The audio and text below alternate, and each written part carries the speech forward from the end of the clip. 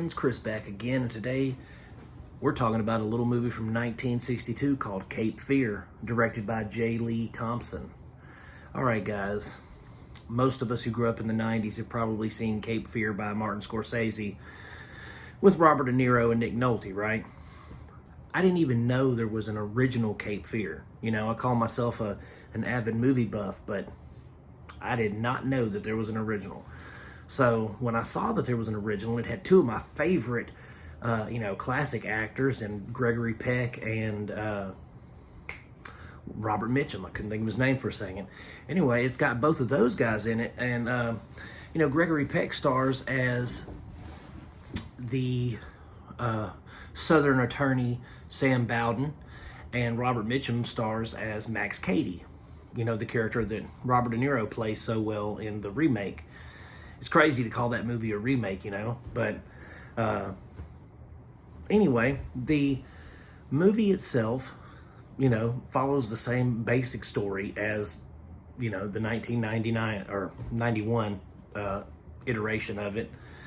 And, so it's Max Cady gets out of prison, goes to the town where the lawyer who put him in prison resides with his family, and then just, goes to start terrorizing him and his family. Basically kills their dog, terrorizes his daughter and his wife, terrorizes him, terrorizes some of the town folks, but they can't ever pin anything on him because he's smart. And the whole time he was in the Slammer, he was studying law and how to get around things and loopholes and all that. So he's a very clever person.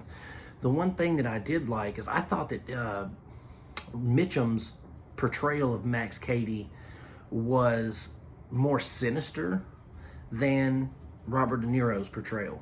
Okay, like Robert De Niro was terrifying. He was intense. He was insane. He looked crazy. He acted crazy. He was very much into that role. But Robert Mitchum, his is more of a subtle, seething anger and kind of vengeance type thing. He's very sinister. He's not as intense as Robert De Niro's character, but he's still got that, you don't want to mess with him because he kind of just looks right through you when he's when he's delivering dialogue and stuff like that. He just kind of stares right through you, and he's very sinister looking, and the things that he says and the way that he carries himself in the film is, I think, scarier and more intense than maybe not intense, but it's definitely scarier, and it's more subtle intensity, subtle rage, and I love that. I thought that was fantastic, and I thought that Gregory Peck, this wasn't a film for him. Nick Nolte in the remake in '91, he's very much a he's a Southern lawyer, but he'll protect his family in a serious way. And this, I felt like Gregory Peck wasn't really, he was trying to protect his family, yes, but I didn't feel the emotion from him, from the things that were happening. I just didn't feel his intensity. He kind of phoned in the performance, if you ask me. But he's still a legendary actor, and he still gave a good performance, but this just wasn't one of his stronger films, in my opinion. Nick Nolte was more intense. He seemed like he was actually trying to protect his wife and daughter, where Gregory Peck was more like relying on others to protect his daughter. He went through the proper channels, but he just couldn't, he wasn't, I don't really know how to say it, guys. I mean, he just wasn't into the role, it felt like to me.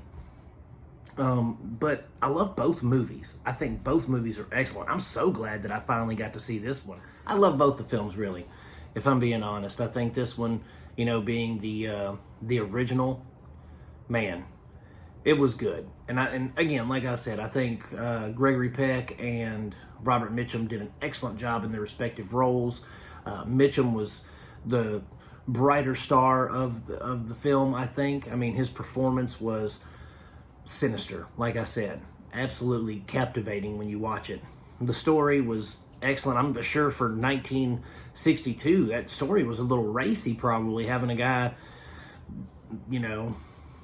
assaulting people and people of the fairer sex and things like that, and having them getting beaten, and him, doing the things that he does to the people. Like, I'm sure that was pretty controversial back then. I mean, I don't know for sure, but I mean, it was, pretty close to the end of the 50s and all that wholesome goodness. So, maybe it did raise a few eyebrows. I hope it did. That's what good cinema should do.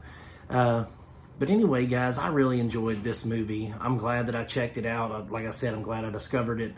And it's well worth your time. You can find it streaming on, on Amazon. You probably have to rent it, though.